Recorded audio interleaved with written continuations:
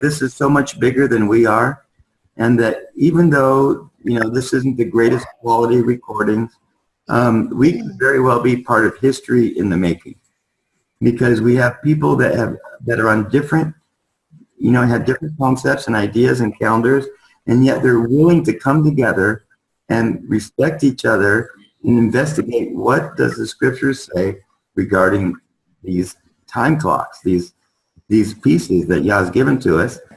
Well, I don't know about you all, but last week I was extremely blown away. I expect the same thing, because Tim and Charlene, you guys are just amazing. I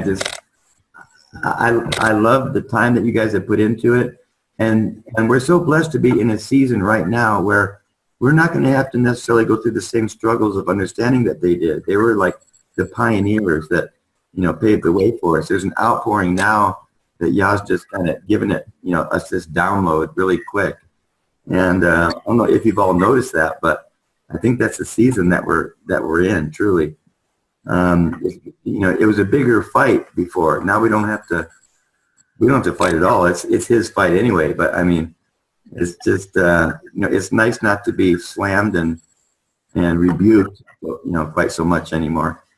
So, or maybe we're just getting better at our presentation. I'm not sure, but I am sure that there's an outpouring that's happening right now. To calendar at towardsthetribes.com for any questions.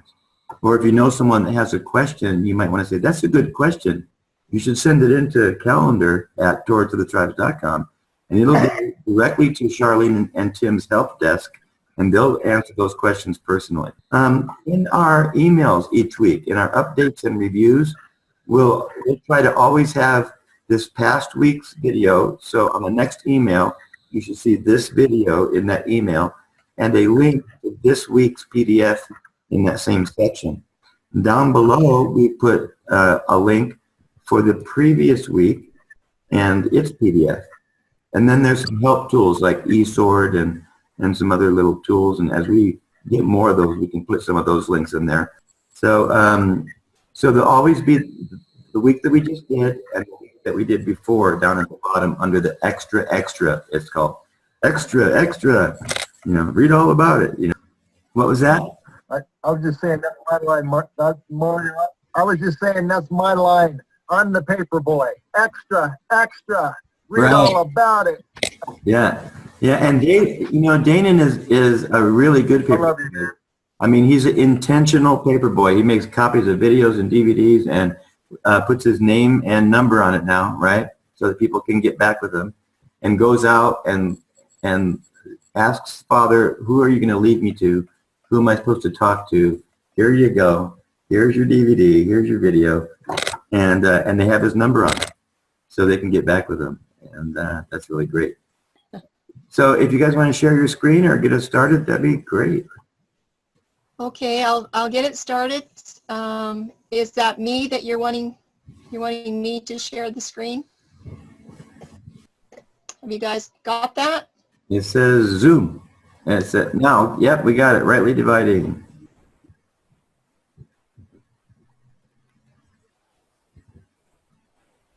Boy, okay. You know what? I need a notepad. I just remembered what we're doing now that I see it on there. Grab me some note paper. Go ahead.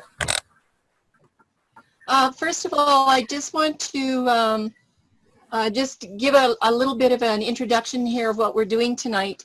And I also want to let you know that I am on satellite internet, so I have a delay time for you people that are on the fast speed internet.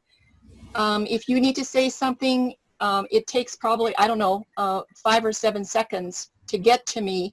So if you have something to say, just keep talking and it'll get to me and I'll be quiet. But we have a delay because I'm on this this other internet system. And don't worry about the struggles, because Tim and I had struggles this week in doing this, putting together hot off the press, something that we learned from last week actually dovetailed into this week's lesson that we had no idea was going to happen. And it's a little bit heavy, but we'll do our review a little bit later on. I also would like to mention that we're having lots of review, lots of repetition. And that's really important for people that are new, that are coming in and haven't heard this before. They need to have a chance to hear it for the first time. And also, if you've heard it 100 times, hearing it one more time isn't going to hurt, because it helps you to learn how to share with others. So don't be afraid of hearing the review. There's going to be lots of review as we go through every study. Even though this is Genesis 1 tonight, for the Hebrew evening, here we are again at the Hebrew evening. It is one of the trickiest terms on the first day of creation. So we're going to be putting a little more work in that tonight. I just wanted to let you know that it's not going to be boring, but we are still kind of working on evening. And we're going to be learning some hermeneutic rules of how to study the Bible. So the first part's going to be a little bit easy, pretty easy, straightforward stuff, just to tweak you, because we're going to be using these rules over and over and again, so you'll get used to them. The presentation is long. I actually have about 100 slides, 98 slides. I do not expect us to get through. I've sort of slated it that if we can get to slide 70, 68 or 70, that we'll take a break there. And if we're ahead of time and everybody's still on track, and we really don't have questions, we'll barrel through. But the last part is a little bit tough. So I've got audience participation for the slides, and I will try to remember who I gave to what. And if I forget, somebody just remind me, okay? So what I'm going to do is I have to remove these pictures so that it's off the screen for me. And are you ready, everybody? Ready. Ready. Ready. Okay, here we go. I call this Grammar 101 for Bible study of the term evening in English and in Hebrew. We are going to be looking at all of the terms, but we'll be emphasizing the word evening a lot. And I just want you to note this bread down here. This is an indication that we experienced in getting this study put together this week, that this is similar to an experience that I had when I was doing some work on the lechem, or the bread in Hebrew, and the artos, or the bread in Greek.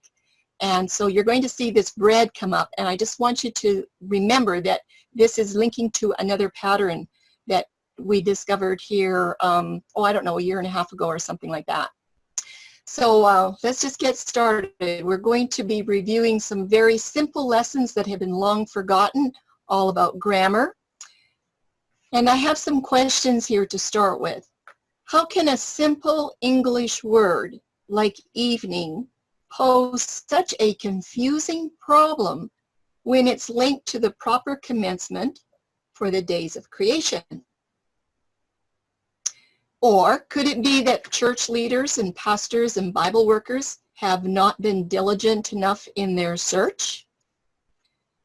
Have they been misled by traditions, ignorantly passing along what they have learned to the church members that sit on their pews?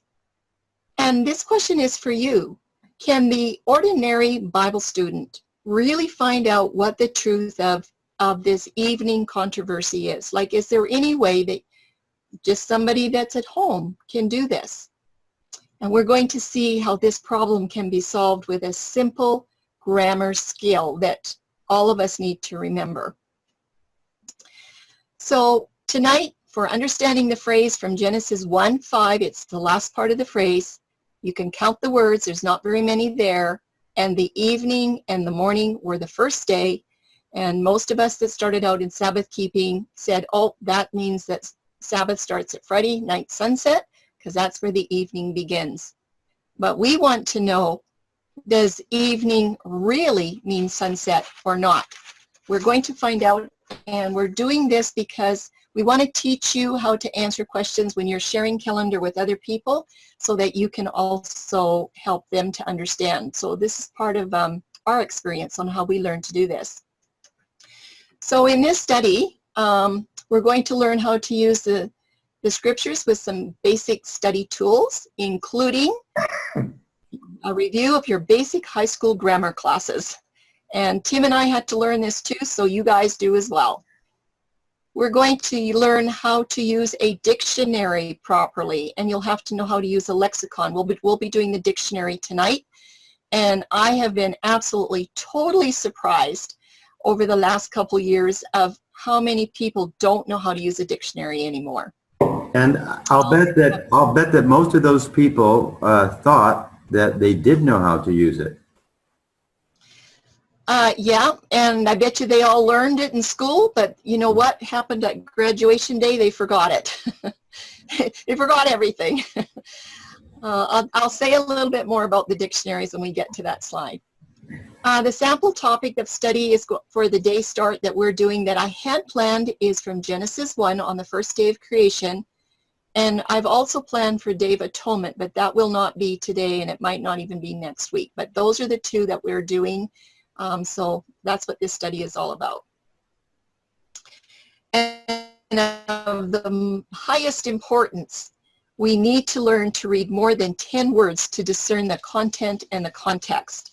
I'm finding that just like Tim and I used to be very sloppy readers of the scriptures, so is most everybody. It's just not him and me. So we want to teach you how to be really good readers of your content in your context. Now, we're thanking our friends in Africa because we have several over in South Africa that have been doing calendar studies, we know for at least almost 3 years. And they're trying to share with their friends and family as well. They're feast keepers. And their understanding hasn't been quite up to par yet. So when they're teaching, they're having difficulty. And there's still questions coming back to them. Things like this. This was an email that came to me from an African Dawn believer, and she might be joining us one of these days. But this is what she said, and I think I can use her name. Tersha is her name. She says, "Hi, Charlene. This question is from an even-to-even person, meaning sunset to sunset. How will you respond?" And this was the question that they sent from Africa. A sunset person says, "Hi, everyone.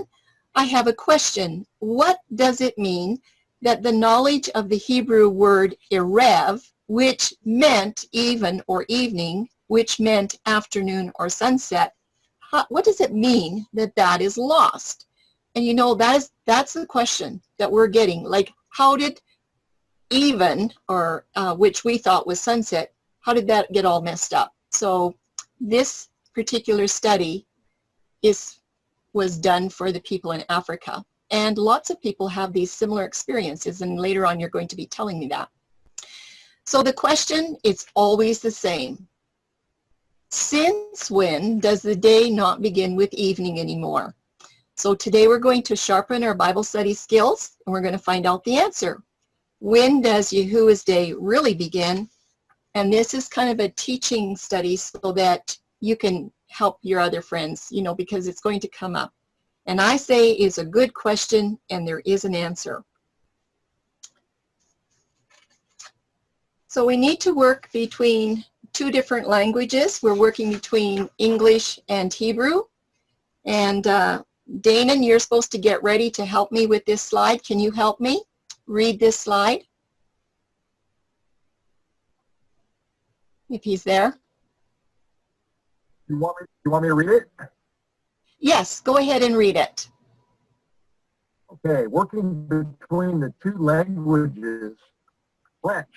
To learn French, one has to learn that such and such a word in French means such and such a word in English. We can't say, no, I don't want to learn the true meaning of those French words, and I think I'll just guess such a meaning and hope I'm right. You'll likely be 100% wrong. Okay, and let me finish the next part. It works the same between English and Hebrew. When it comes to understanding the day start teaching, we don't have the option to say, I'm just going to guess that the Hebrew word for evening means afternoon or sunset or something else, like whatever I want. Because if you're going to guess, chances are you're going to be 100% wrong. And yet, that is exactly what has been happening with the word evening. Many are still guessing. lots of us are making an assumption that it's right. We're not even guessing, we're just assuming it, and that's what Tim and I have done. Our parents taught us that. We just said, you know, evening means sunset. That's when the day begins, and that was the end of it. But there is another problem. Many of us have been taught that evening means sunset, period, which is right. Few of us have thought about challenging this point because we really believed that what we were shown was true. We were taught this concept very early, some of us from the day that we were born, and most of us also have been taught never to question the meaning of such a simple word. And now I'm starting to ask the question and say, why have we never questioned? Well, this is what I came up with. Because we were taught that our leaders and our teachers and our pastors, they knew the truth about such a matter. And they simply wouldn't have told us a lie from the front, from the pulpit. At least I didn't think so, right? And neither would my mom and dad tell me a lie. So to satisfactorily answer the evening question, we need to learn how to accept this controversial challenge by using better Bible study skills than what we've had in the past. So teachers do have a responsibility, and Tim and I want to tell you that we feel very responsible in this position. And there is a possibility that we maybe have something not quite right. We don't think we do. But if that is the case and we are, it's brought to our attention, we will definitely make sure that it gets straightened out. So a teacher has a great responsibility, and we just take for granted that our parents and our teachers, our pastors and our leaders, they know the truth about the day's start. We just believe them. And the hardest part could be this, realizing that the true definition of the word evening is not sunset. When we got the information about this, it's almost 8 years ago in a few weeks, Tim and I both just said, you know what, this just isn't right. It absolutely is not right. The day starts at sunset, period, no discussion. But we were prompted to look a little bit further. So we may question why our teachers did not investigate the Hebrew definition by simply looking it up in the exhaustive concordance. That is a very easy thing to do, and I have no idea why they didn't do it. Okay, Randy. I'm looking for Randy to help me. If Randy is there. Maybe we don't have him. I'll go ahead. So what could be the reason? Has tradition been taught as truth? Many believe that the Jews have preserved the correct day for the weekly Sabbath. And my question is, can you prove the true weekly Sabbath from your scriptures? Like, do you know how to do it? We hope to show you that. Many also believe that the Jews have preserved Friday sunset as the commencement for all the Sabbaths. That's our challenge today. And we have found out and discovered the Jews hold many traditions, and I'm wondering how many you can name. We're discovering all the time that the Jews have many traditions, and they've turned them into a Torah truth. As sheep, most of us have been following what the Jews hold as truth because we believed that they would know. And this is my question. Have the sheep been following the wolf? I don't mean that in a naughty way. It's just a question. We've been following a group of people that we really believed knew how to understand the holy oracles of the word. And there's a lot of things that they do hold wrong, especially when it comes to worship statutes. And that to me is the most important. Janet, you were going to help me read this slide.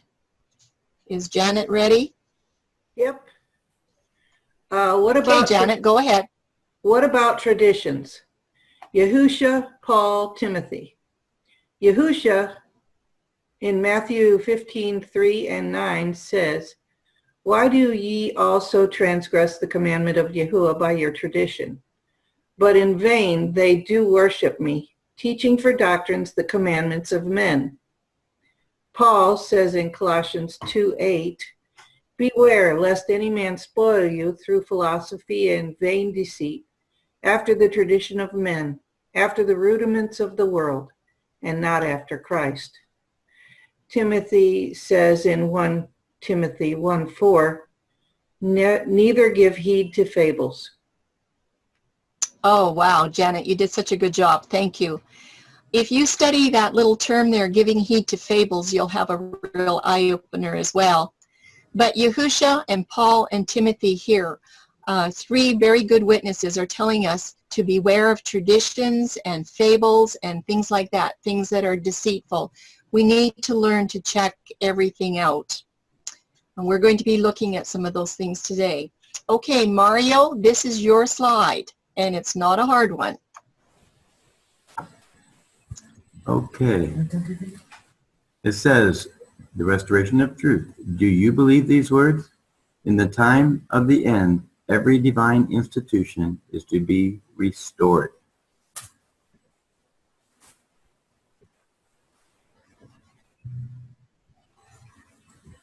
The Sabbath is a divine institution and a worship statute. Therefore, the commandments of the Sabbath will be most important. If we believe this, let's remove the traditions with scripture evidence. Thanks, Mario. This sentence is a very important sentence, and I would just like to go over it again in the top box.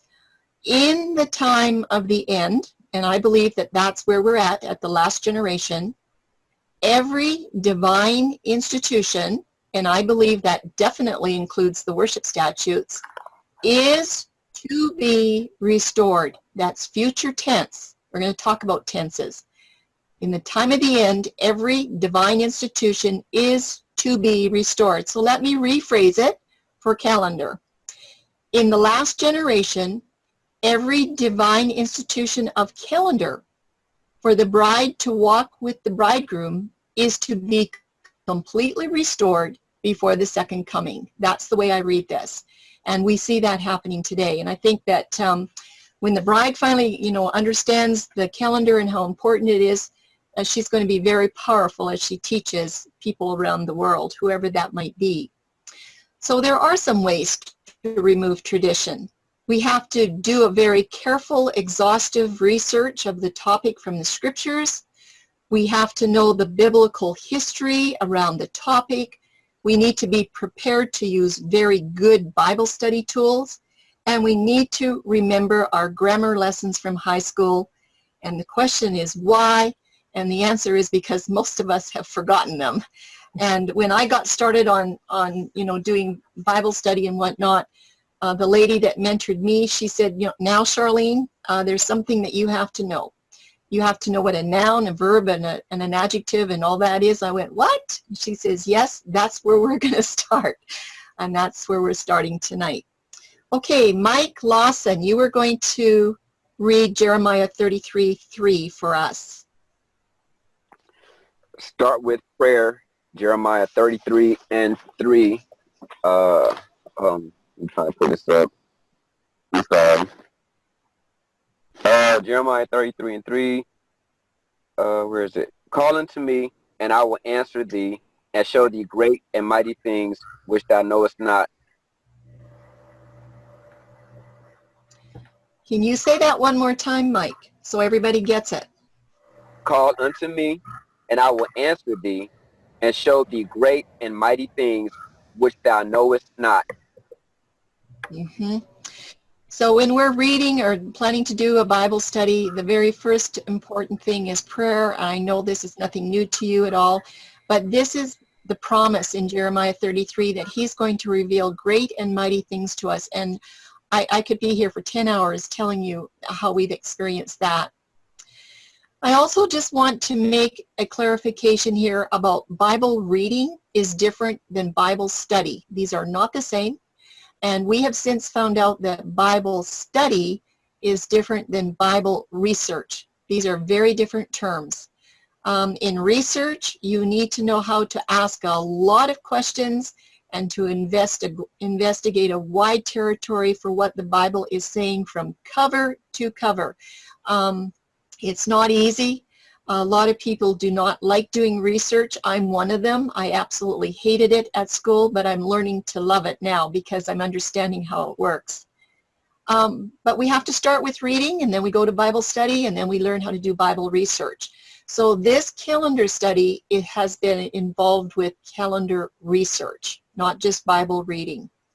And despite ignorant or deliberate errors that are in the Word of Yahuwah, and there is errors in our scriptures, we're going to be finding those eventually, even some today. I'm here to tell you that the truth is there when you do a study from cover to cover. The hermeneutic is in Isaiah 28:13, line upon line, here a little, there a little, precept upon precept.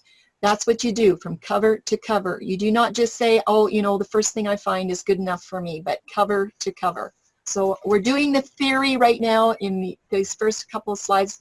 It's going to be a little bit boring, but it's really important. So let's get busy with this theory. Charlene? The first thing, yes. When you say that there's error in scriptures, you mean there's error in the scriptures, or there's error in the translation and our understanding? Or both? Oh, yeah. Good. Yes, both, but there is error in translation, and I'm going to show you an example of that today. When I did quite a bit of work and research on the moon study, I found very deliberate errors, and at first I was suspicious that it was deliberate. I thought, well, maybe it was just an ignorant error, but going line upon line, here a little, there a little in the scriptures, I actually, it was Yahusha that showed me where the problem was. And the red flags are in the scriptures to show you where the errors are. It's just amazing. So we'll be doing a little bit of that today. So it's error in translation. We have to remember the King James Bible was translated in 1611. That was not even 100 years after Luther. The Roman Catholic system was still very strong in order to keep the Bible away from the people. I think the Jewish mindset was probably pretty strong back then, and I have no trouble understanding that our translators did the best that they could, and they were influenced by tradition. We probably would have done the same thing. So, but the truth is in the scriptures if we read from cover to cover. So let's get started with the content first. It's really important to read content all the way around your verses. And in the Bible, this could be studying several verses or chapters before and after the verse or the word in question. So it's not just reading one verse, but looking before and after and all over the place. I have found, especially with the Day Start study, that many people are making a decision on content by reading only 9 to 12 of the words in a complete passage, and we'll be doing some work on that today. And I'm saying you cannot read just 9 words of a passage that has 150. You need to read all of the words in that passage in order to understand what you're actually reading. Content is one thing, but we have to get started with learning to read in context. I wonder if you're nodding your head up and down, remembering your lessons from school. We have to know exactly what every verse or chapter is talking about, the context, and you know what? You just might be surprised what you find when you learn how to read in context. A little bit more on context. This assignment in this study is including the first day of creation, that's the first 5 verses in Genesis. And eventually we're going to get to the Day of Atonement piece of from even unto even you shall celebrate your Sabbath. And the 2 common mistakes that are made to establish context in these 2 passages. In Genesis 1, most people only read the last 10 words of verse 5, and there's a total of 89 words in those 5 verses. And in Leviticus 23, most read only the last 9 words in verse 32, and I did count the words. There's 175. So it's easy to see that if they only read 9 or 10 words out of a whole context of scriptures and content, they absolutely cannot have the true meaning of what they're looking for. It's impossible. We're going to do some work on that later too. We're going to get started with grammatical terms. You have to be able to identify a noun, a pronoun, an adjective, a verb, and an adverb. These are the absolute basics. Today we're only going to be looking at nouns, but in a full Bible study you have to know at least those. I'm not saying a full grammar class, but you absolutely have to know at least those 5. Now, some words like day and daily, these 2 words, day and daily, can be used as nouns, adjectives, and or an adverb. So then you really have to pay attention to your content and context. So in such cases, it's important to know the category of the word in question. I'm saying why? Because the context changes for words when they act as a noun, or if they act as an adjective, or if they act as an adverb. And I know you might not understand this right now, but as we go through the different studies, you'll see how that comes about. So I'm just giving you the theory here, this boring theory before we go into the clinic. Also getting started with tenses. We have to know how to identify tenses like past tense, present tense, future tense. That doesn't really come up today, but this is a really difficult area for a lot of students that are studying their Bibles. Here's some homework for you. In Revelation 13, 1-5 is a very good exercise to learn how to work with tenses. Using the proper tense is going to bring forward the proper time frame of the 42-month timeline. There's a 42 months timeline in there, and if you don't pay attention to the tense, you will not know where the timeline belongs. You will not have a clue. So that's some homework that you can do. Could you repeat that, we need to get address for the homework? The Revelations? I'll just back up. It's Revelation 13. It's about the composite beast that comes out of the sea. In first 5 verses, it's telling you about this composite beast that has the body of a leopard, the head of a lion, the feet of the bear, and iron teeth like Rome. Okay. And it tells you how long he's going to rule, and it says 42 months. That's an interesting number because 42 months is exactly 3.5 years on a calendar that has 360 days in a year. That's important. 42 months of 30 days each is exactly 3.5 years. So what I'm saying is that the calendar study is important because it's going to break open timelines. In the end of time, if our calendar has not gone back to a 360-day year, it will be impossible for the bride to understand how to work that timeline because it will not work on a year that has 365 or 366 days. That's just bonus tonight. Okay. Thank you. So what about definitions? The Old Testament is translated from the original Hebrew. I think we all know that. And sometimes the translators did not choose the best word or phrase to bring through the best meaning. I'm just going to give you an example here from Daniel 7:25, where it says that he, and it's talking about the little horn beast, where the little horn will think to change times and laws. The word in question is times.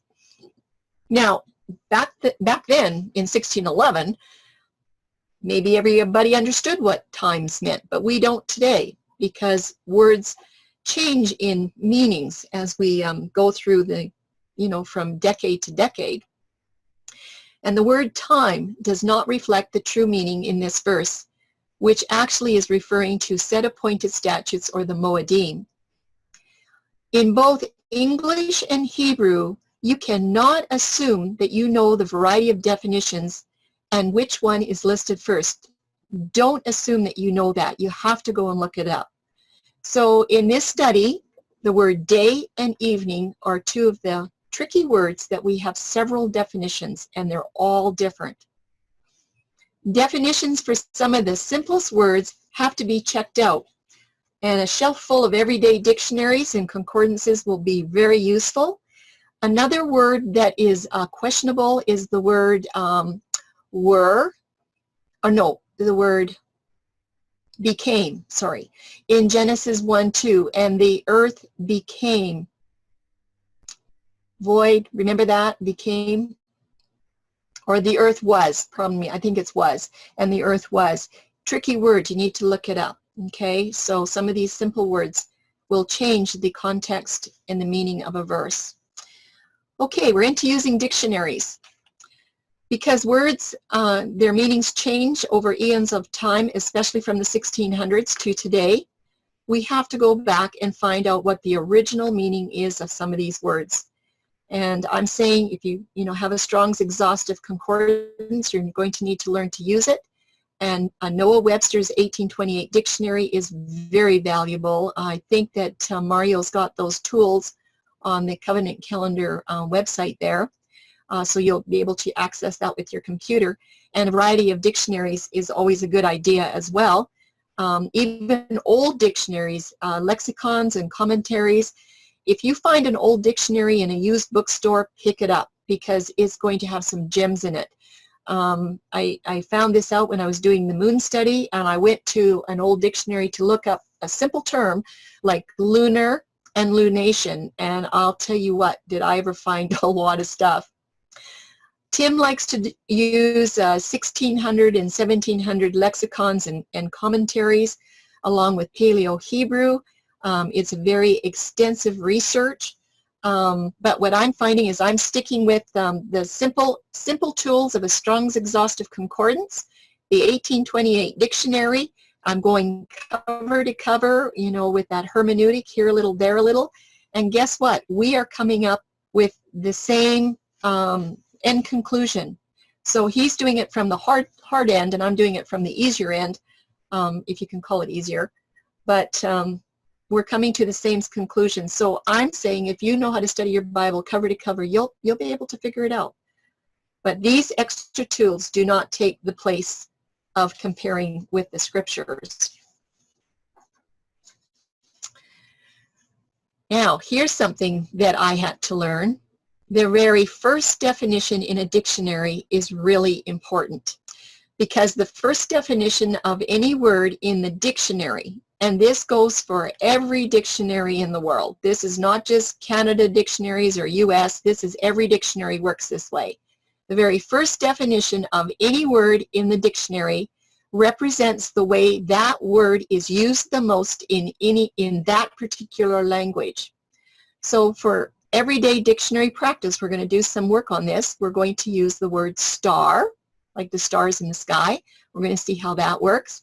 And we're going to try this out with the Hebrew dictionary, and we're going to be working with the words day, night, evening, and morning. So we want to learn how English and Hebrew dictionaries complement each other's so that the real meaning of the Hebrew can be understood. And like I said, we're going to start with just a practice with the word star. We're going to use this as an example so that we can see how we can get mixed up in the meaning of if we're not communicating properly. So let's go ahead and do some homework on this word star. Now, Linda was going to help me with this. Linda, are you there? I'm here. Okay, Linda, this is a really big slide. It has a lot of definitions from the dictionary on the word star, and I want you to start, and I'll just take turns reading with you because it's a very long slide, and I'd like everybody to know, just pay attention to all the definitions here for the word star, and we're going to do some work on the next slide. So Linda, I'll let you go ahead and start. Okay, here we go. 4A, Dictionary Practice, star. 1A, a natural luminous body visible in the sky, especially at night. B, a self-luminous gaseous spheroidal celestial body of great mass which produces energy by means of nuclear fusion reactions. Okay. Tim, if you're there listening, I just got a message on my screen that my internet connection is I go AWOL. Okay. I'll read the next one. Star can also mean a planet or a configuration of the planets that is held in astrology to influence one's destiny or fortune. It's usually used in the plural. It can mean a waxing or a waning fortune or fame, like her star was rising. Obsolete, it can mean obsolete or destiny. So the word star can have those definitions as well. And Linda, she's going to read the next one. It can mean a conventional figure with 5 or more points that represents a star, especially an asterisk. An often star-shaped ornament or medal worn as a badge of honor, authority, or rank, or as the insignia of an order. And C, one of a group of conventional stars used to place something in a scale of value. Oh, like 1, Yes. 2, 3, 4, 5 stars. I get it. Yeah. So these are all different definitions for star, but we're not done yet. A star can mean something that resembles a star. This is like a metaphor or a simile, like was hit on the head and saw stars. Mm-hmm. So it can mean that. Linda? The principal member of the theatrical or operatic company who usually plays the chief roles.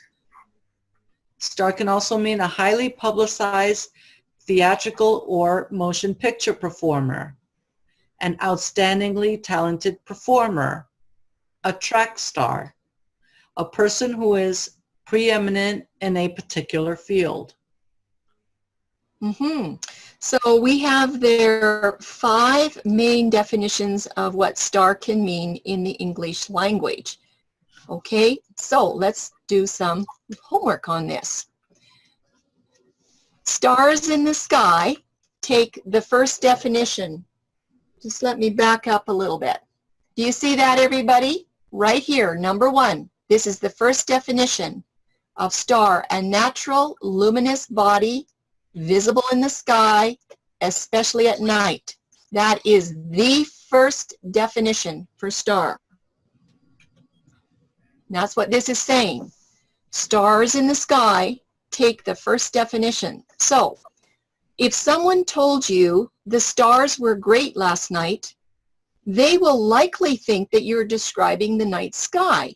Mm-hmm. The first definition for star, because that's where our mind is going to go. That's the way we understand when we hear star. We normally think the stars in the sky. But unless more information is given, that other person does not know that you were talking about Hollywood stars and the rewards that they were receiving.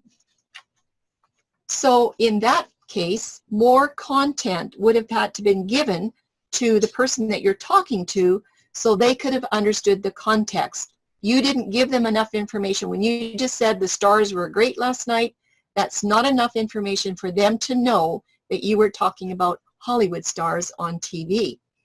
I hope you all got that. So we need to remember the dictionary rules. The first definition is determined by the way the word is used the most. And that holds true for all languages, including Hebrew. It was about 2 years ago when I finally, about 2 years ago when I finally realized that the use of a dictionary, using it properly, was a problem. I called my English teacher from back in the 60s, who I'm still in touch with in Calgary, Alberta, and I keep in touch with him from time to time. And I had such a hard time in English. I don't know how he got me through English, but anyway, I said, Mr. Turner, I have a question for you. Oh, he laughed and he said, what is it? And so I told him a little bit of what I'm doing in, teaching and learning and research and study and teaching and And I said, it seems to me, Mr. Turner, that a lot of people don't know how to use the dictionary properly. And he just burst out laughing. I could not believe it. You should have heard him. He just, a really big laugh. And he said, oh, Charlene, that dictionary. He said, you are absolutely right. And I went, it took me a couple of years to figure this out. But you will find the same thing when you're sharing with other people. A lot of times they're assuming they know what the word means, but they don't. They don't really know the proper definition. So you'll find this problem even with the word evening, just as we have the problem with the word star. When you say evening, they're thinking sunset. That's just the way it is. So we have to learn to choose the correct definition that aligns with the Bible content and context. I will give you a scripture, and we'll cover this when we do the moon study, but I want you to write it down. It's Psalms 104:19. It's a very, very difficult scripture to understand if we don't know the word seasons.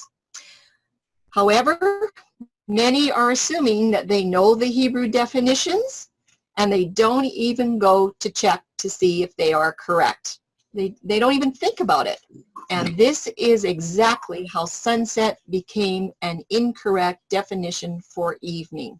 It just happens so slick. The enemy knew exactly what to do. So we're going to apply some very, very simple study skills with Hebrew Dictionary. I'm using a Strong's Concordance. I have an older one. We're going to do some comparison to Brown Driver Briggs. You're going to see some problems there. And of course, your 1888 dictionary is really important. And in this part, we're going to examine only the first definition first. We're only going to look at the first definition. Just would like to note to you that if you want a full study on Genesis 1 to 5 and you have time to read about 80 pages, we have a document called Creation's Chronicle. It includes all of the content and all of the context for those first 5 verses. And to solve that evening problem, this study scrutinizes these 4 basic specific terms in Genesis 1:5. And like I said, we're only going to examine right now the first definitions for day, night, evening, and morning. Now, some of them have more than one definition, but I only want to look at the first one at this point in time. So Genesis 1:5 for me is a very special verse. And this is the first place where you're going to find these 4 terms in the King James Version. So Bobby Zimmerman, you are going to help me with this slide. Yes, I'm here. Okay, go ahead. Genesis 1:5 is the first place where any of these 4 terms are found for the first time in the King James Version. And God called the light day. And the darkness he called night. It's the first usage of night. And the evening is the first usage of evening. And the morning were the first day. So the first usage of of morning. Thank you. I'll finish out the rest of the slide, Bobby. Thanks a lot. So this verse is very important because these 4 terms are all being used for the very first time in Scripture right here in this verse. So we're going to be taking a good close look at the first definition of these terms. And we will do that just from the simple Hebrew dictionary, which I'm using is the Strong's. Okay, we are barreling through, and for a lot of you, this is probably not brand new, but it's good review if you're helping somebody else. So the first definition for day, which is Yom, when it says, and Yahweh called the light day, in the Strong's, this is what it says. From an unused root, meaning to be hot, a day as the warm hours, where the literal from sunrise to sunset. And I'm saying there, my square black brackets, anything in square brackets, I'm giving a comment That is basically the 12 hours of light. Or a more accurate explanation is going to be from dawn to dusk, and I'm going to show you in this study today how the Hebrew definition for evening and morning are going to correct what Mr. Strong put here saying sunrise to sunset. That's going to show you how your here a little, there a little is going to correct where there's a problem with a Strong's definition, because there are problems in the Strong's Concordance. There's no doubt about that at all. Oh, there you go. I just mentioned that to you. Now, I just want to do a comparison with the Brown Driver Briggs Hebrew Lexicon. This book is not a Strong's Concordance. It is a commentary on a Strong's Concordance. You can go do the homework on this, and I'm finding that a lot of people are only using Brown Driver Briggs for their Bible study and Bible research, but this is not the way to go. Do you notice here that Brown Driver Briggs, this is what he's got, day as opposed to night? Now I put in this part, the square brackets, basically the 12 hours. That is all he gives you. Mr. Strong at least gave you something to choose from. Now this is only the first definition, but I want you to see how the Brown Driver Briggs is going to cheat you out of understanding proper definitions. You can check it. Occasionally he has more information, but not often. Now for the word night, and this word is not to be confused with darkness, which is 2822 in Hebrew, koshet. This night is Leal, and there's only one definition, so this is easy. It's 3915 from the same as Hebrew 3883, and it's properly a twist away of the light, a night season. The term night season, you'll find out in Jeremiah. I think it's day season and night season, so this is a proper biblical term. So night is just a twist away of the light. There's only one definition. Oftentimes you'll find that the Hebrew word numbers are going to refer to other numbers, and that's including a primitive root. That's important too. We looked at some of that with the evening study that Tim had done. There's your Brown Driver Briggs, and all he's got is night as opposed to day. That's it. He doesn't tell you that this is the twisting away of light. He's very, very sweet, short, and to the point. Doesn't give you very much to choose from. Okay, we're looking right now at the first definition for evening. This is a rep. We've done some work on this before. It says it's from 6153 and then from 6150, dusk. And then it goes on to say H6150 is Arab, and that is the primitive root, identical with 6148, through the idea of covering with a texture, to grow dusky at sundown, to be darkened toward evening. I'm bringing down this 6148 down to here. This is the primitive root right here, to braid or to intermix. We talked about this the last 2 weeks, that evening, a rev, 6153 means a mixing, and I think we all got that point. So we have lots of definitions here. Brown Driver Briggs, he went out of his way to tell you it's evening. That's all he told you. And like I said, often he lacks in definitions. He does not give you enough information. So I really don't look around in his work too much, the Brown Driver Briggs. Morning is another easy one. There's only one definition. It's Boker, 1242. And basically it says, look at this, properly dawn as the break of day. Boker. A primitive root. We talked about this plowing and breaking forth when the ox plows the field in divides. Now here's an example of Brown Driver Briggs, and he went out of his way to give you all kinds of wonderful definitions for morning. This is one of those exceptions. He says break of day. It's used as the end of night. Excellent. He uses it as coming of daylight. Excellent. It's used of the coming of sunrise. That is excellent. And he says it's used for the beginning of the day. I have to give him an A+ because that is absolutely excellent.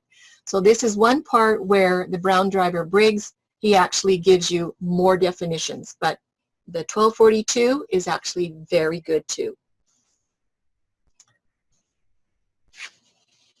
So it's good to do a little bit of checking around between the Strongs and the Briggs and see what you come up with. Okay, so next thing that we're going to do is confirm the meanings of dusk and dawn, because these terms were used. And I know that all of you probably understand these terms, dusk and dawn, but a lot of people that I talk to don't know what these terms mean anymore. I'm surprised, and twilight is another one. So just to be sure that the first definition of evening and morning in the Hebrew has not changed in translation to English, we're going to go check the Webster's 1828 dictionary, and we're going to compare what Webster had to say about these words, because he links his definitions back to the King James Bible. It is the most accurate definition of English words back there, and like I said, we're only looking at the noun definitions. I'm not giving you the others, just the nouns, because we're talking about nouns. So this is from the 1828. And dusk, it means attending to darkness, incipient or imperfect obscurity.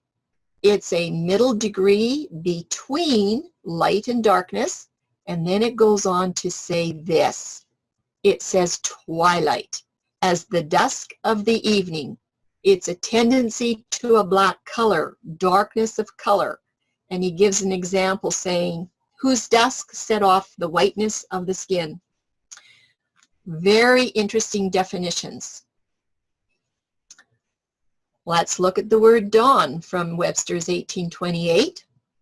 He says it's the break of day, the very first appearance of light in the morning. And here's his example from Joshua 6:15. They arose about the dawn of the day.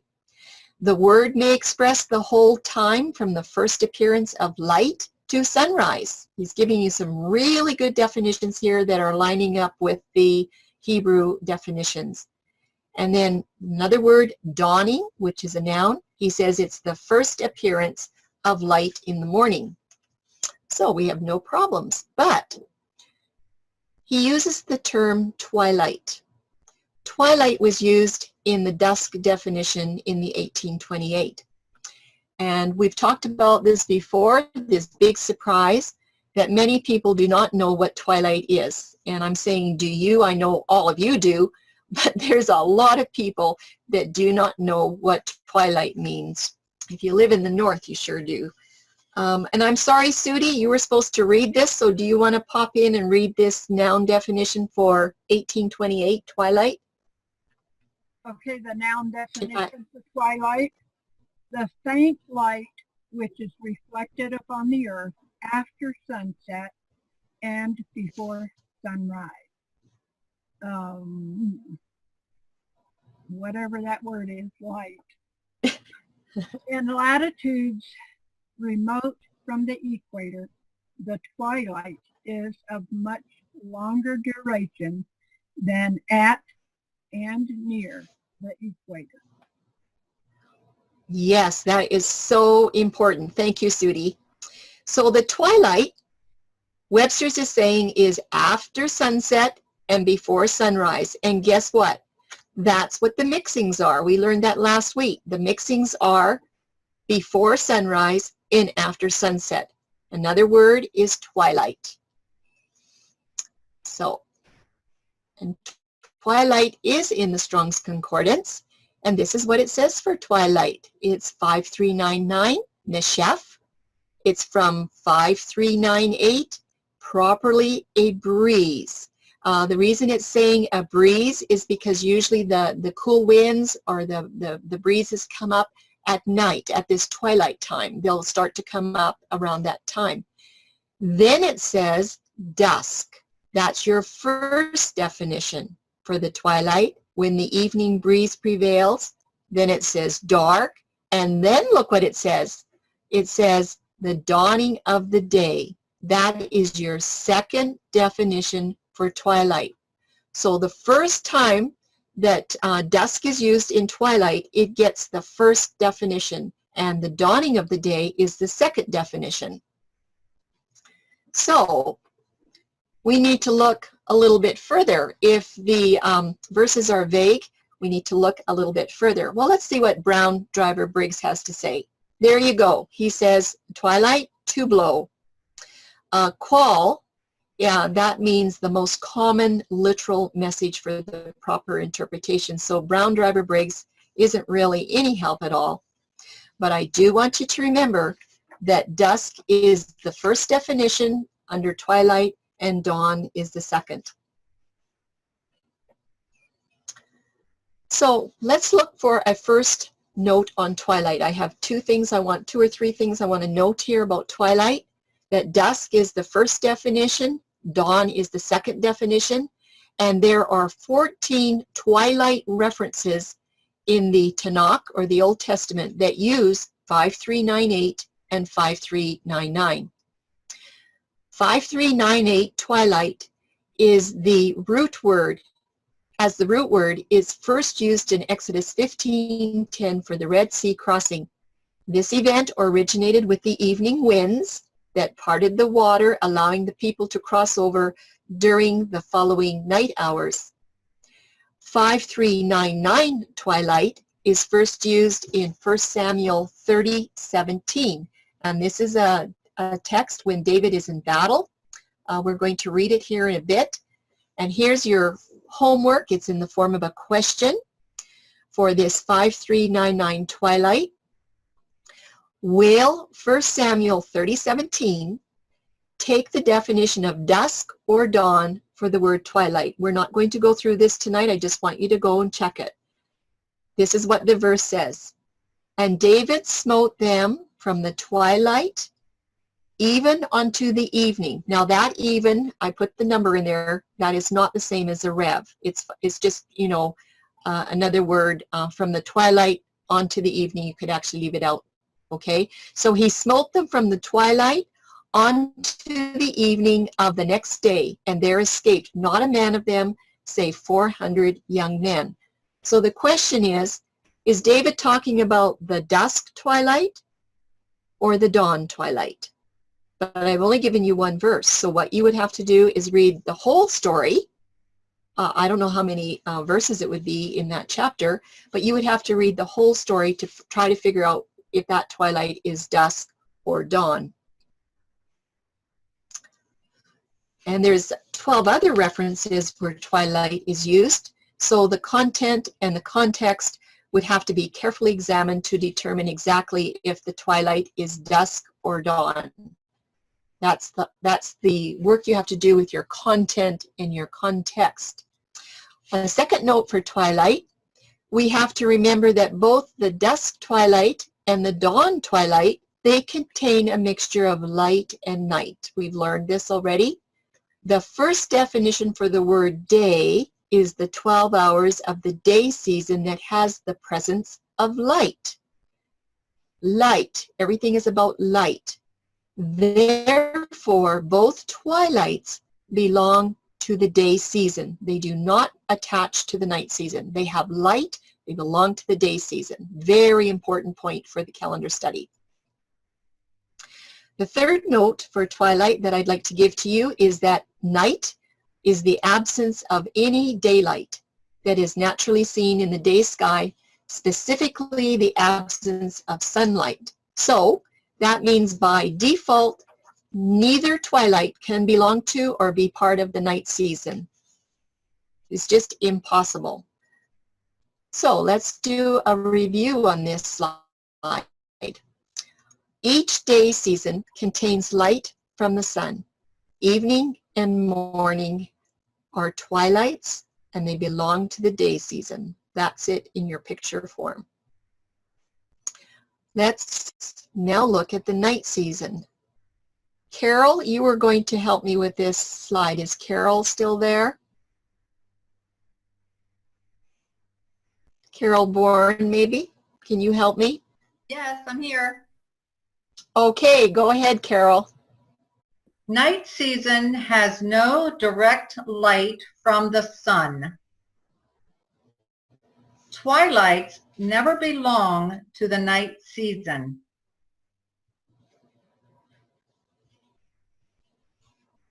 Question: do the northern lights belong to the day season or the night season? Okay, Carol, do you have any comments about this slide? Have Not right anything you now. want to say? I'm right there with you, Carol. I'm saying, also. Good question. Well, we're not going to go into northern lights tonight, but what I put that in there because they are beautiful. They are lights at night. And I just want you to get used to asking questions. I want you to learn to think about asking questions. And this is a question. You know, we're not going to solve this riddle tonight, but I want you to learn to think out of the box. Is everybody good so far? Okay. So good. Yes. Okay. Yes. I'm happy to hear from you because I can't see your faces. I had to move you all off the screen. Okay, so we went through the first definitions of these terms, day and night, evening and morning, and we're going to remember the very first usage of a word most often takes the first definition. So now we're going to apply this application to Genesis 1:5. So this is sort of a review. We're now going to put in these first definitions so we can understand what this verse has to say. And Yahuwah called the light day, meaning that that was the hot part of the day or the warm hours, which are from dawn to dusk. Yes, Yom is the day season and it has priority. It is listed first. And I want you to note that Strong's would have been much more accurate if he would have used the terms dawn instead of sunrise and dusk instead of sunset. We're going to see a little bit more of that. Do I have any questions from anybody on this slide? No? Okay. So this is an example here of where we saw a problem in the Strong's definition. So here's a question. Where do you suppose Mr. Strong picked up the definition of sunrise and sunset in place of dawn and dusk? And somebody can answer if you have an answer. Where did he get this idea? From tradition? Whose tradition? Jewish tradition? I think so. Because the Jews at that time, as far as we know, were the only ones that were really keeping Sabbath except for the Waldensians and Albigensians and whatnot that had the word. But the Jews were definitely known for keeping the Sabbath. And I think he picked this up from their tradition. I really do. And I think it was quite innocently, I'm going to say. I think it was innocent. Okay, night was easy because it just has one. Yes. I think it's from the movie Fiddler on the Roof.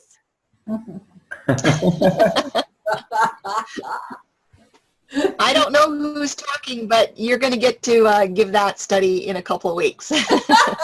Vivian. Oh, Vivian. Oh, it's Vivian. Okay, because I can't see. I can only hear. All right. So night is easy. It only has one definition. It's just a twisting away of the light. So there's no light from the sun, because the only other light there is the sun. The moon does not have its own light. It only reflects light. And the stars are the lights for the night season. This is Leal. It is the only term in Genesis 1:5 that belongs to the night season. And remember, don't confuse this with the darkness of 28:22, which is Koshak. That is another whole study on its own. Okay, so we're reviewing evening here. And the evening is the time that it's dusk or it grows dusky, it becomes darkened. Evening is the time when you find there is an intermix of light and night. Therefore, Erev or evening belongs to the day season. It's just that simple. And morning, we're doing the definition here, putting the definitions into this part of the phrase. And the morning were the first day, and the morning was the dawn properly as the break of day. Generally, it's breaking something, breaking forth the light. So Boker has a mixture of light and night. Therefore, Boker belongs to the day season. By the time you get done with this, you're all going to know day season, night season, evening and morning. So let's put it all together, this verse, with these first definitions that we found. And Yahuwah called the light day as the warm hours for the day season, including the dawn and the dusk. And the darkness he called the night season, or a twist away of the light. And then Yahuwah gives more information on the day season. And this is what he says. And the evening came to be after the day season. And then the morning it plows forth, and dawn breaks out the new day as part of the day season twilight. And that morning and that evening belong to the day season. So you can take those first definitions, plug them into those last 9 words, and you can find the true meaning of what the evening and the morning really means. Is that confusing, or did you all get it? It looks very good. All right, so let's go on to the next slide, because most of us that were Sabbath keepers, in fact, I haven't met anybody yet, except for tonight. Tonight we met Mike Lawson. Well, I don't know, Mike. You'll have to let us know. I don't know if this is your first Sabbath ever that you've kept, but I have not met anybody that has come into keeping the Sabbath brand new, and they just started out keeping it dawn to dawn. I haven't met anybody. Most of us that are Sabbath keepers have been taught an incorrect understanding for evening and morning, and I put little stars in these phrases, this phrase and the evening, the phrase and the morning, and the phrase the first day. These starred phrases have traditionally been taught to mean that the new Yom day cycle of 24 hours begins in the evening. And we're finding out this is simply not true, and it wasn't hard to figure it out. Charlene, Arlene had a question. Okay. If twilight has no direct sunlight, would it not be part of the night, using the definition that night has no direct light? That's a good question. Can I have somebody from the audience answer it? Because we've gone over this for 3 weeks now.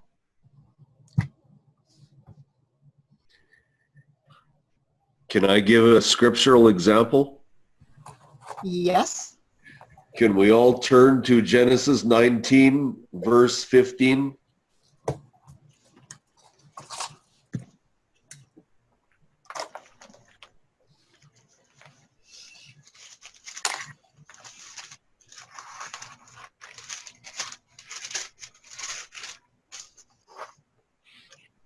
Genesis 19, verse 15, and it says, "And when morning dawned, the messengers urged Lot to hurry, saying, 'Get up, take your wife and your 2 daughters who are here, lest you be consumed in the punishment of the city.'"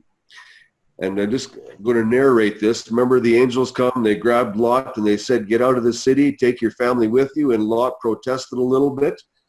Verse 17, "And it came to be when they had brought them outside that he said, 'Escape for your life. Do not look behind you, nor stay anywhere in the plain. Escape to the mountains, lest you be consumed.'" At that point, there was a little bit of time span when the angels had brought Lot to outside of the city. And Lot said to them, "Oh no, Yahuwah, look, please, your servant has found favor in your eyes, and you have increased your kindness, which you have shown me by saving my life. But I am unable to escape to the mountains, lest calamity overtake me and I die. Look, Please, this city is near enough to flee to, and it is small. Please let me escape there. It is not a small matter, and let my life be saved.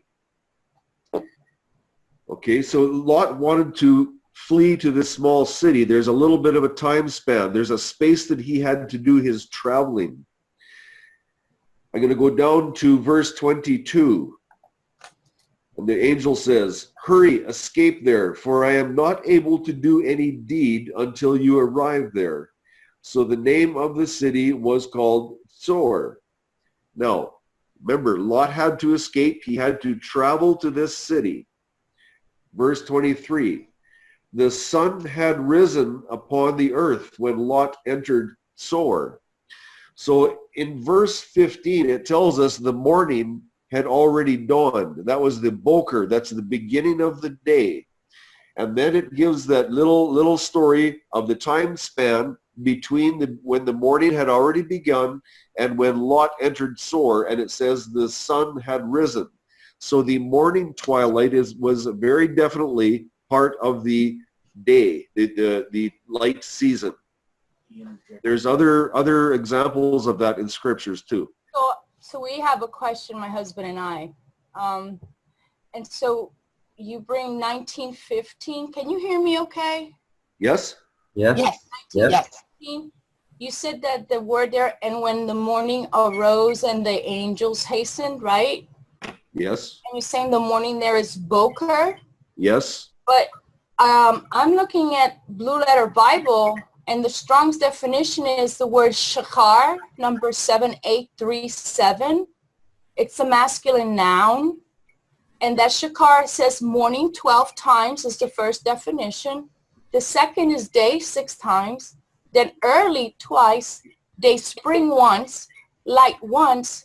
Riseth one. Shahar once. Defined as dawn, dawn, at dawn as an adverb. And then it has a root, because we always want to go to the root and find the verb, right?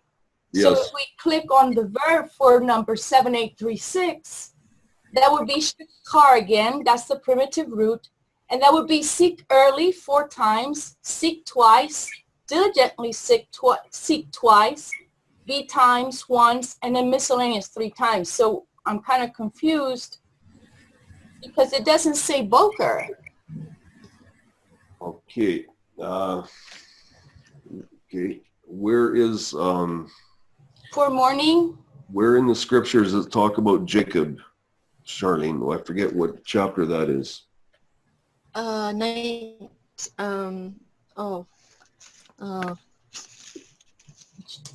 remember what chapter when Jacob was wrestling. Or 38, I think. Or 34? 30, oh shoot, Tim, I've got a brain freeze on it. Remember. But you know what, can we just go on, because we're going, I can see now we're going to have to do a study on that Lot story. We probably need to do that as well, and that would be another week. But maybe now the question was, if I can rephrase the question, that twilights belong to the day season. Is that what the question was? The Yes. question was, if twilight has no direct sunlight, would it not be part of the night, using the definition that night has no direct light? Okay. Let me see. No, that's not true. No, If I can- night has no light from the sun. It has lights from the stars, but no light from the sun. Okay. So if I'm understanding her question correctly, can the twilight be as the sun sets? Would that twilight just before sunset be part of the night season? And I think the answer is, because it's a mixture of the light from the day, then that would be considered still part of the light season, because it has light in it. Well, it was because my husband was wondering, because Miss Charlene said that therefore the Erev would be considered morning time, morning twilight. And so that's, I think, where your question was coming from, right? No, Well, speak up. I didn't have a question. Just I noticed that the twilight has no direct sunlight and night has no direct sunlight. So that was the question. Yeah, so both the twilight in the morning and the twilight in the evening have a mixture. Yeah, but not direct. But not direct. That's absolutely right. Yeah, it's not direct. It's mixed. Okay. Yeah. Thank you. Yeah, it is just like during the day. If you have a completely cloudy day, it's indirect light from the sun. You can't see the sun, but you know it's day. So any part of the 24-hour cycle that has light from the sun, whether it's below the horizon or above the horizon, that portion of the cycle belongs to the day season. And that definition is from the Strong's and also from the dictionaries, 1828, we use that. I didn't break open an ordinary dictionary, but remember, twilight, it's saying twilight. It doesn't say twilight. It's light. Everything is to light. We're to look, so if the word was twilight, then you know what, there would be some confusion. Maybe it belongs to the night, but it's twilight. Tim, So, yeah. Tim, there's a message in there from you from Sally and from Kay. Sally says Genesis 32, Tim, and Kay says Tim, chapter 31. So I just thought just in case you weren't noticing the messages, I thought I'd throw that to you. Okay, so thank you, Mario. And if we go there, chapter 32, verse 24. And Yaakov was left alone, and a man wrestled with him until the breaking of the day. Again, that is shakar, and that is dawn. And you go to verse 26, and he said, "Let me go, for the day breaks." But he said, "I am not letting you go until you have blessed me." And that again is shakar. And then okay, when all that took place, and he was blessed, and the struggle ended, then in verse 30, and Yaakov called the name of the place Peniel, for I have seen Elohim face to face, and my life is preserved. And the sun rose on him as he passed over Penuel, and he limped on his hip. So when you go back into the Hebrew definitions, that dawn, that first light, was part of the breaking of the day. That is when the Yom began, when the very first light come up above the horizon. That's part of the whole light season.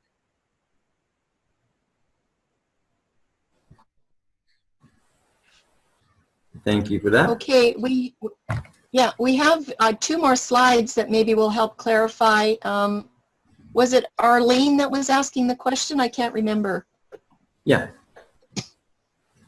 So Arlene, if you want to go ahead and read this slide, do this slide for us, it might be helpful for you or for other people that are having trouble in this area. Of course, any portion of the 24-hour cycle that has a twilight mixture belongs only to the day season, not the night season. Therefore, the evening has nothing to do with how a day begins. The 2 days, the 2-day season, twilights are before sunrise and after sunset.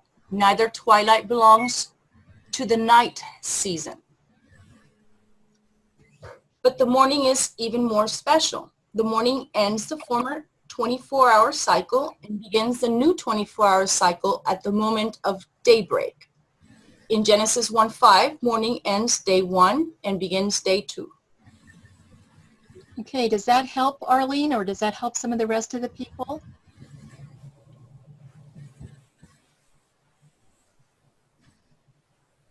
Okay, Arlene, I'd just like you to continue doing the next slide. Why dusk twilight cannot begin any new day? Dusk twilight is a mixture of light, night. Light must present first before a dusk twilight can follow. Light is mentioned 3 times in Genesis 1 before evening is mentioned the first time. Keep in mind, it is impossible for the dusk twilight or evening to follow the night season.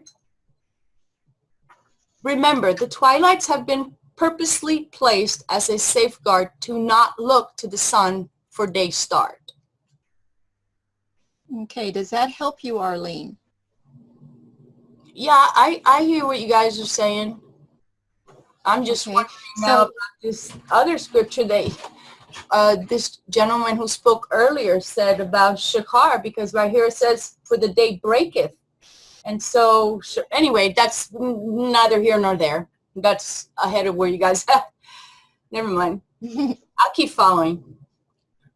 Yeah, well, this is going to come up, all along the way in probably many, many studies. So if it's something new, then it takes a little bit of time to massage it and to understand it.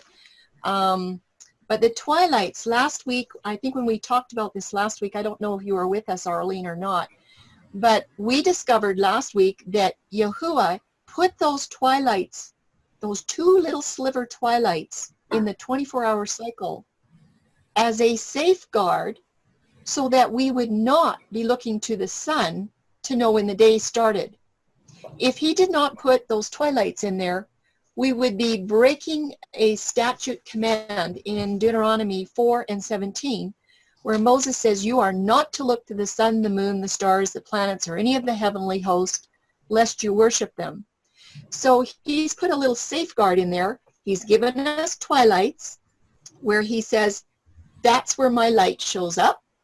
When you see that light, before you see any sun in the sky, when you see that light, then you know that the day has begun. So it's a safeguard for us.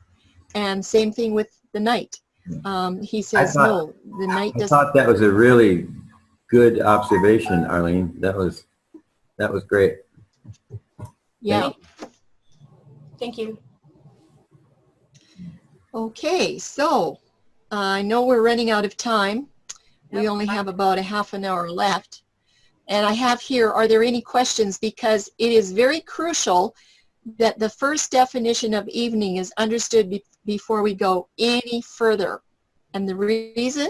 Because we're going to examine some other definitions for evening and day. And this is where there can be some controversy, and this is going to take us into a review of what we were doing last week. And I think we have, we've got about 9 slides. So that's how many slides we have left to do.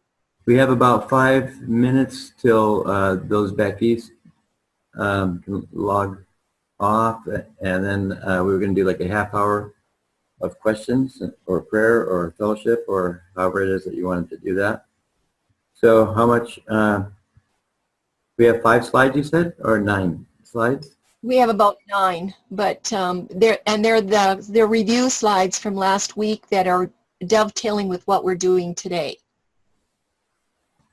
Okay. Well, why don't we just get going? Let's rock and roll. Yep. Yes. Okay, Mario, since you've got your mic on, I'm going to have you do this slide, but I'm going to say first that now we are looking at the second definition or the other definitions for these words. We only looked at the first ones, but Mario, do you want to go ahead and read this slide? Sure. Okay. And thank you, Sylvia, for the note. Evening, second definition of day. At this point, there should be a huge question as to why day is ever listed as a definition.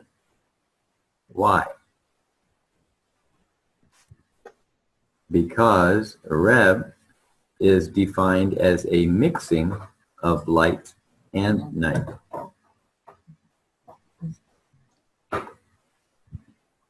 There is no mixing during the day season. This will be addressed soon for both the Hebrew and the Greek definitions. Okay, so Mario, is there a question in your mind why the Strong's definition, the second definition, is listing the word day as a definition for evening? Is that a question in your mind? Because we have discovered that the day can be the hot hours of the day, right? Right. The day between the evenings, or the light between the evenings, rather. Mm-hmm. Well, let's just massage this a little bit. Don't go away, Mario. Okay. How about reading the third and fourth definitions for me? Evening, third and fourth definitions. The third definition, evening, tide, eventide in the Old English. This is another term that means dusk or twilight. This twilight is not to be confused with dawn, morning twilight. Fourth definition, night. For Rev, it is the fourth definition of night. The scriptures would have to contain the context of the evening giving way to the night season. Note, sunset is not one of those definitions for Rev. Sunset is a point of time that ushers in Rev. Okay. So Mario, do you have any problems with the third definition being even, evening, or eventide? Is that okay with you from what we've learned? Well, because I look at even as being a mixing now. So Yeah. now when I read it, I see mixing. I don't think evening. Okay, so eventide is just another way of defining a third definition. It's just an Old English term. It's the same as dusk, basically. I don't know why they have it there, but they do. And then the definition of night, basically, because the evening does bring you up to the night. So those are the definitions that you find in the Strongs. But sunset is not one of the definitions for evening, which we were taught evening means sunset. So Mario, do you want to go ahead and read this one? Evening. Rev rightly claims the first definition as dusk, the mixing of light and night. Okay. Evening Rev can only claim the second definition of day or no mixing. Now, what does that say? When there is I can't see that, a qualifier. When there, Qualifier. This is the hot off the press stuff that we discovered this week, because we said the day season, the hot hours of the day is not a mixing. It's between sunrise and sunset. We see that as the day, and evening is a mixing of light. So this is what we're finding, is that there is the word day as the second definition. Let's go back here. This word day as the second definition has a very, very interesting, what can I say? It has to have a qualifier in order to have the definition of day. So let's pop up. Yeah, we're going to go through that. Just going to pop up to slide 59. Yeah. Okay. What does it mean to have a qualifier? Do you remember I had the bread on that first screen, the leavened and the unleavened bread? Mm-hmm. This is an indication that we are looking at something a little bit deeper here.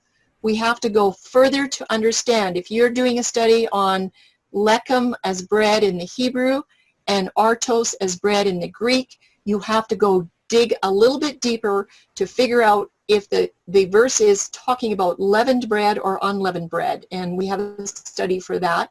But this is one of those times with this here definition of day for the word evening.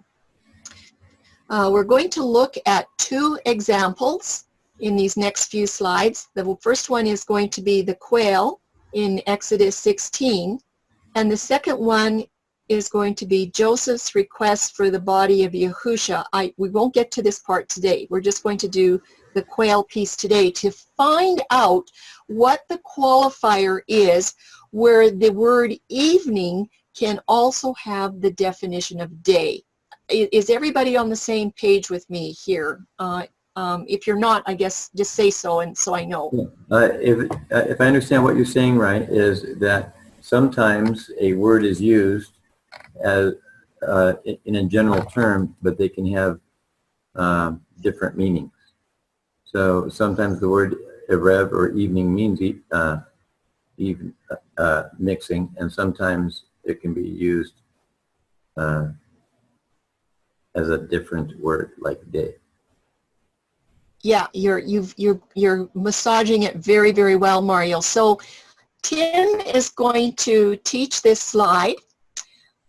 This is review from last week, and I want somebody to be able to help him when he's done teaching this slide. If somebody will say, I'd like to explain what I see on this slide, I'd like to give it in my own words, just as a check if we're all on the same page.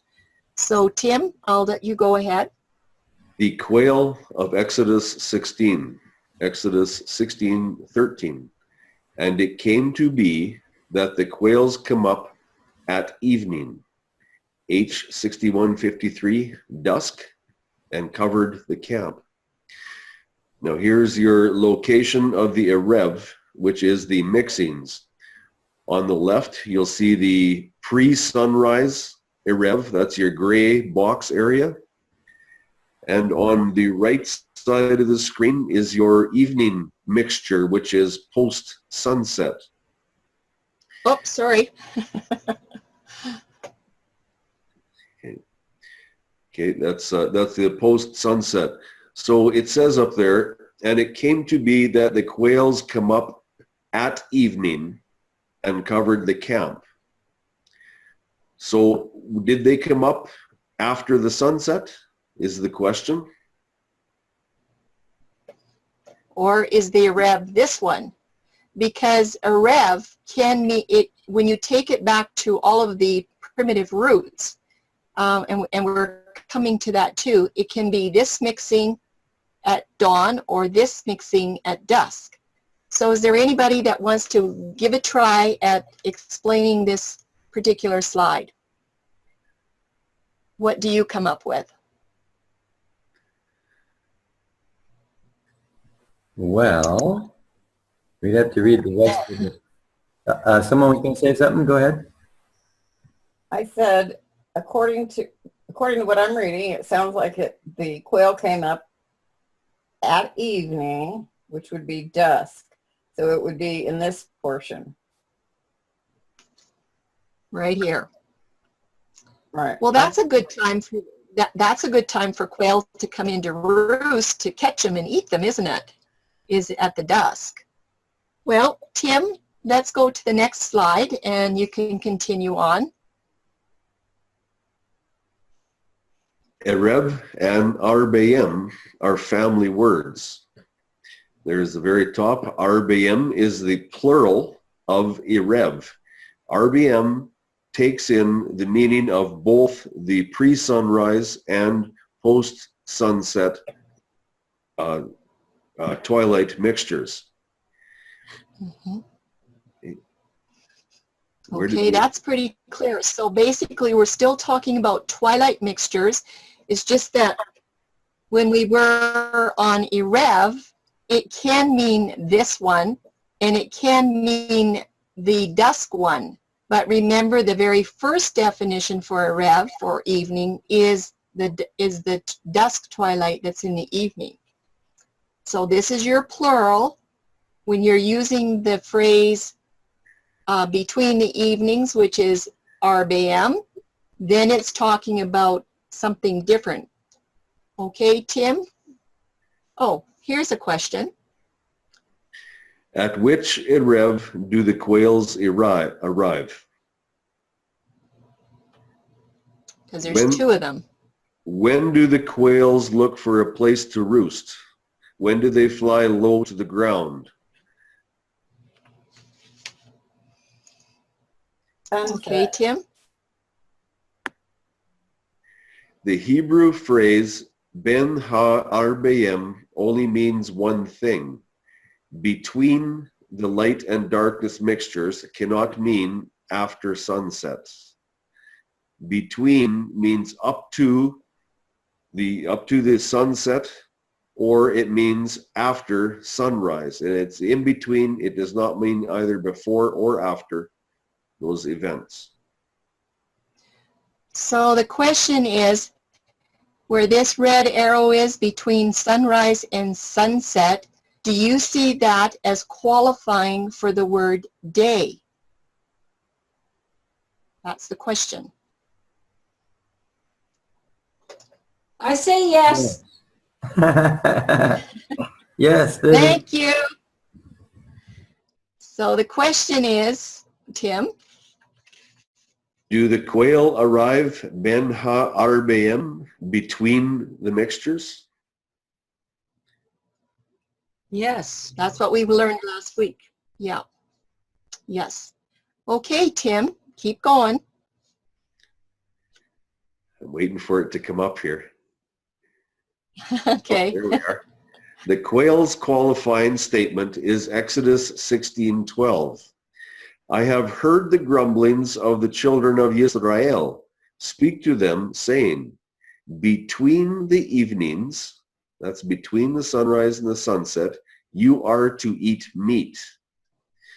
Exodus 16:13.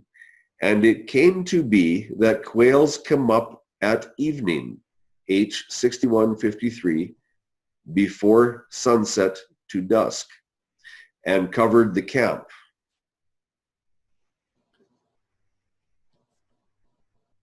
Is there more coming there, Charlene? Yes, it's there. It's coming. Quail only come in to roost in the evening, but verse 12 is qualifying. They arrived before sunset, between the two mixings. So this was not just some average event. This was a miracle, so to speak. Yes, I believe Yahuwah orchestrated this very, very well. Those quails were coming in to roost just as about before the sun was about to set. And they're coming in, flying low to the ground. They're looking for a place to land for the night.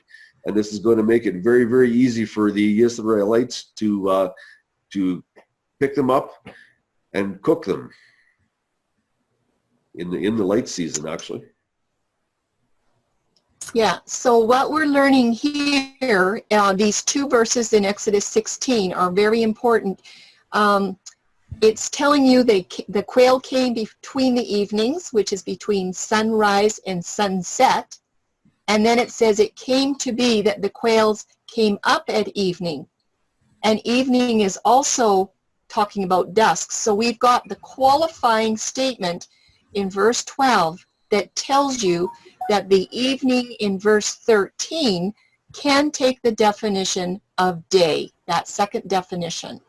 Okay. That's what we're trying to show here. So in that qualifying verse. Verse 12 is plural, and Yes. okay, and then so that's a qualifier that it's between, and then 13 confirms when between. Well, remember that we discovered that when the quail were coming in, and it was probably late afternoon, because when they come into roost isn't at 12 o'clock, right? They come into roost as it's coming into the evening, but it was before the sunset. And that's when they had opportunity to catch these quail and to kill them and to fix them and get ready to eat them. And by that time, it would have been probably dusk. It would have been after the sunset. That's exciting. That's like another miracle in our face that we almost missed happening, because normally they would do it closer to dusk or evening, twilight. But now we're seeing that they came in possibly as early as the afternoon. I lived in Nicaragua for a year and a half, and I lived beside lots of chickens. I was out in the country, and not only the chickens but the other natural birds around there, they were in the trees, literally roosting in the trees by 5:30, and sunset was 5 after, 10 after 6. So that, I believe that's what these quail were doing. They were coming in to roost shortly before sunset. So it was at their normal time then that they would come in? Yes. That's my thoughts. Yes, I can't verify that from the scriptures, but from just like what Brad Scott says, that everything that he understands, he takes back to natural things in nature, and he says if things cannot be explained by natural circumstances in nature, then he has a problem with it. And I tend to agree with him quite a bit. You know, we need to look to the natural things what Yahuwah has created to help us understand the scriptures. Yeah. Yeah, sometimes it can be challenging when you have manna coming down from heaven. It'd be natural, right? Or the Red Sea splitting. Or the Red Sea splitting. Yeah. But I think it's interesting because they would have had time to get them, to cut them, to do whatever they need to do to prepare them. Yep. And a half hour isn't very much, but if they came in earlier than that, that would be, they were led to come in before their time, so to speak. It could be, very definitely could be. Mm. You know, also Mario, that National Geographic did a thing a while back that, especially with the quail, that's one of the biggest migratory patterns is the quail coming over there, and that last leg there before you get there in Saudi Arabia is their longest stretch, and just droves of them land there in the early evening to stop because of that migratory pattern. It's one of the biggest migratory patterns for the quail. Yes. So yes. I would wonder, had they not started whining for quail, was Abba going to be bringing that anyway because he had them there at that time? Yeah, that could be a divine appointment, right? Yeah. Doesn't the scriptures tell us that Abba knows our desires before we even speak them to him? Okay. Right. That's good. Yeah. Yeah. Well, we just have a few slides to finish up, and so just understanding evening. This is review. Taking from the first definition, we have a lot here. Dusk, to grow dusky, be darkened. This is a time of the 24-hour cycle where you have a mixing. So in the phrase, and the evening, Arab's second definition, this is for Genesis 1, the second definition of day does not fit the context of the passage for Genesis 1:5, this one that we're talking about tonight. Okay? The proper definition for this phrase, and the evening and the morning, came to be the first day, means that these twilight terms just belong to the day season. The evening and the morning is not a term that defines sunset as beginning the day. The term is telling you where evening twilight and morning twilight belong. They just belong to the day season. And I was taught that this meant that that's when your day started. So we have opposing definitions for evening. The second definition is day, and the fourth is night. They are absolutely opposites.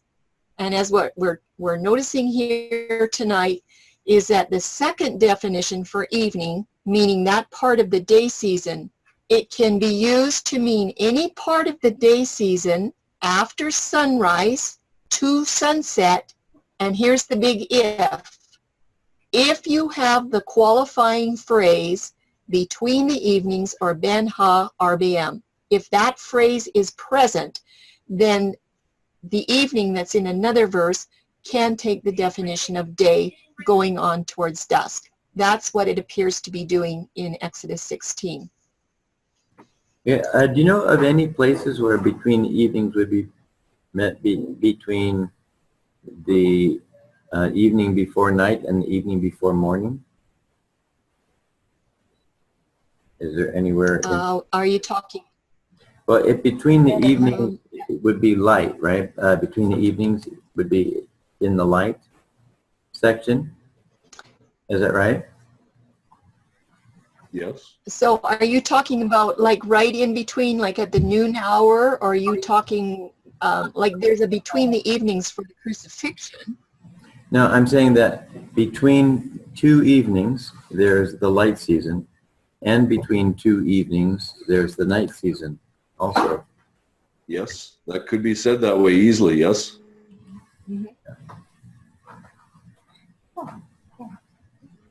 Okay. Yeah, that's true. Just a little note here. Evening never takes the definition of an afternoon time without a qualifying verse. So I just popped into this word afternoon. It's H5186, natah. It is used only one time in the King James Version. And this is the verse, Judges 19:8. And he arose early in the morning on the 5th day to depart. And the damsel's father said, comfort thy heart, I pray thee. And they tarried until the afternoon, and they did eat. It's natah. It's a very interesting word, only used one time in the Old Testament, in the Hebrew. So the afternoon definition, and I had to shorten it because it was a whole slide, so I, took out the main words, but they're all about the same. It's just afternoon. It's the time when to stretch or spread out. This is when the shadows are starting to spread out. As the sun is going further down in the horizon, the shadows are getting longer. Excuse me, to bend away, the afternoon, bowing down, decline, go down, be gone, outstretched, overthrown, stretch forth. These are, there was a whole slide of definitions, but they all are saying the same thing. Evening shadows stretching out and spreading out, going forth. The Strong's definition for afternoon is attempting to show that the shadows of the light of the day begin to stretch and spread, bend away, and go down in the afternoon when the sun passes the meridian. And these afternoon shadows continue to do so until they're overtaken by dusk or the Erev. They will do that. And this is the last slide that we're going to do tonight. 5186, afternoon, which is natah, and 6153, evening, which is Erev. In Hebrew, these words are not connected. They are not connected through the same Hebrew root. They are very different word numbers there. They're not even close. These two words are not connected by phonetics. They sound very different, not like tohu and bohu, which we find in Genesis 1. And they are not connected through definitions. One is definitely afternoon, and the other one is definitely dusk, that mixing, that eventide. And this is where I was going to have time for a break because I thought we'd get done a whole lot sooner. Good job. So we're done. We're not going to do any more tonight. There's quite a bit more. We'll do it next week. Okay, well, we have about another, 10 minutes for questions. Anybody have questions or something that you'd like to share? Yeah, can you put up the slide that has the two mixtures on it that Tim was talking about? Just a second. Let me find it. Is it this one? 60? Yeah. Or do you want the one before it? The one before it would be better. It doesn't really matter. That's where we started. Okay, well, I'm one of those evenings to evenings people. So I'm going back to Genesis where it talks about day one, evening and morning. So now what I'm trying to get straight in my mind is that when Yahuwah or Elohim, when he was saying that, when he was saying sunset or evening, he was talking about the fact that he'd already spent all that amount of time and now it was evening, and then there'd be another 24-hour cycle here with the night that we don't see all of it, but it would end at morning. But it's very confusing, excuse me, in the language when it says evening and morning. day one, because I can get, I think that's where I keep getting tripped up. Evening, morning, day one. I'll give it a try. Okay. Okay. Because I was having that same experience, and so I saw that then there was evening and morning the first day, and then it occurred to me the thought, and then I began to meditate on it. Well, if morning, and he said there was evening and then morning was the first day, if that was the end of a day, then that would have to be the beginning of the next. Because if it was evening and then the morning came, so that ended that one, then that would have to be the beginning of the next one. So then I would get lost there. And you had said something that really triggered my thought, that day one was different than all the other days. In that day one, Yahuwah said, "Let there be light." There was no mixing yet, because he did his work in the day season, and then there was evening, morning the next day. Then he did his work during the light season. I keep saying day season out of habit. I say day season instead of night season. Days, light season. So he'd work in the light, and then there was evening and morning the next day. I don't know if that helped any at all, or if I just made it more confusing. Well, I think the wording is evening and morning, day one. Charlene? Yes. The thing that really made this most clear to me when I was studying it is reading verse 5 and then at the end of the other days too. But in reading verse 5 from the Hallelujah Scriptures, and let me read it for you. It says, "And Elohim called the light day, and the darkness he called night. And there came to be evening, and there came to be morning," day one. The wording here, "and it came to be evening, and then it came to be morning," day one. Mm-hmm. And that, to me, was more clear than the King James Version and other versions that say the evening and the morning. But we see here that we had the light was the first thing that was created, and there came to be evening, nighttime passed, and there came to be morning, and that was day one. Yeah. Yeah, and we know that a day is not 12 hours, right? So, yeah. Well, like you said before in the other lesson, the sun wasn't in the sky until the fourth day. Yahuwah was the light. Well, I think on the fourth day he assigned them for a specific purpose, but I think in Genesis 1:1 was a complete statement when he said he made the heavens and the earth. So it's not that they weren't created yet, or that they weren't necessarily in the firmament with the stars and the moon and all that in the heaven. But I think their assignment came on the fourth day. It doesn't really matter when the sun came about, because that doesn't change the fact that the scriptures show there's an evening and a morning for every day, including or starting with day one. So, just try not to think about when the sun came about. We know the scriptures tell us that the first day there came to be evening after light was created. There came to be morning, and that was the first day. And every day thereafter, we have the creation. Then then evening comes about. The nighttime passes. The morning comes. Day two. Yeah, that's good.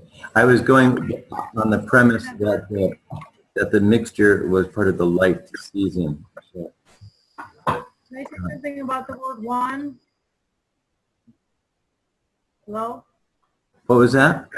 Can I say something about the word one when it says day one? It doesn't say day one. It means one day. There's two ways of saying day one. There's Yom Rishon and there's Yom Echad. And in the Hebrew there, it's Yom Echad, which means it's one unit of a day. So we're getting ourselves confused when we say day one, day two, day three. In that first verse, it's saying that's one unit of a day. So, and the other thing is, Randy wanted to say something about it, about Just looking. In the Hebrew, in this first part of this is the Hebrew language. What's that term? What do you call that? It's looking backwards. yeah, you're getting to the end of the day and looking backwards when you get to there was evening and there was morning, one day. So. Yeah, that's because the Hebrew language doesn't generally have what they call it, they go forward and backwards. Tense. Oh, past and present. Yeah, past and present tense. But in this case, it does, it very in this particular passage, it shows past tense. That's what I was trying to say. That's something that we can take a look at too. We have 1 minute left, and so I want to make sure that nobody gets cut off in the middle of a sentence. So, Can I ask something real quick, Mario? I can do it in seconds. yeah. Randy, you're talking about in the Hebrew, it's like the future is behind us because we can't see it, but the past is in front of us because we can see where we've been. That was for Randy. Understand what you're saying? No, it kind of broke up a lot on me. Yeah. Can you say that again? It broke up. Are you referring to like in Hebrew with the past and the future that the future is behind us because we can't see it, but the past is in front of us because we can see where we've been? That's a very complicated way of saying something. I don't know if that's what we mean. I don't know for sure. Okay, that's okay. Okay. Well, we're going to have this up on YouTube here soon, so we can have an idea of right where to pick up.